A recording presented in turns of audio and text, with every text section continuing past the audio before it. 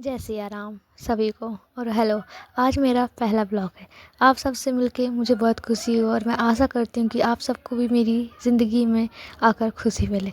तो सुबह सुबह का मौसम तो होता ही बेहतरीन है, पर आप गलत सोच रहे हैं, ये शाम का मौसम है।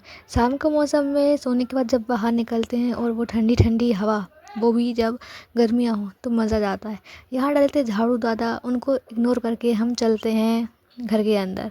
घर के अंदर जाने के बाद घर के अंदर जाने से पहले पता चलता है कि हवा तो बेहतरीन चल रही है। 5 मिनट और रुकते हैं, फिर उसके बाद चलते हैं घर के अंदर। चलो, घर के अंदर पहुंचने के बाद, एंटर करने के बाद मुझे मिलती हैं मेरी गांव की दादी, मेरी मंझली दादी, मम्मी, बड़ी दादी।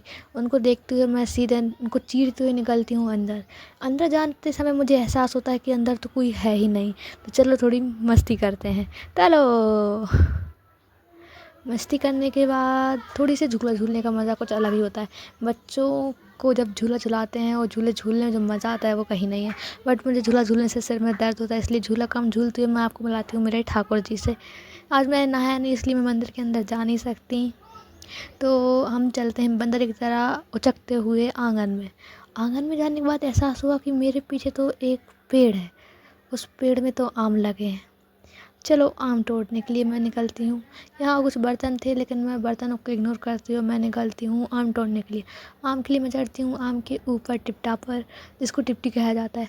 आम देखे, लेकिन मेरी इतनी हाइट नहीं थी कि मैं पहुँच पाऊँ, इसलिए मैं उनको देख के मुँह में पानी लेते ही वापस आ गई। फिर वापस आने के बाद मुझे पता चलता है कि शंकर जी के जो मटका रहता है उसमें तो पानी है ही नहीं। देखा तो वो खाली डला था। अब क्या करें, सोचते हुए मुझे याद है कि मैंने नहाया ही नहीं है, तो मैं कैसे डाल सकती हूँ। इसलिए मैंने इसको इग्नोर करते हुए, thank you for watching me and I love you and you love me also.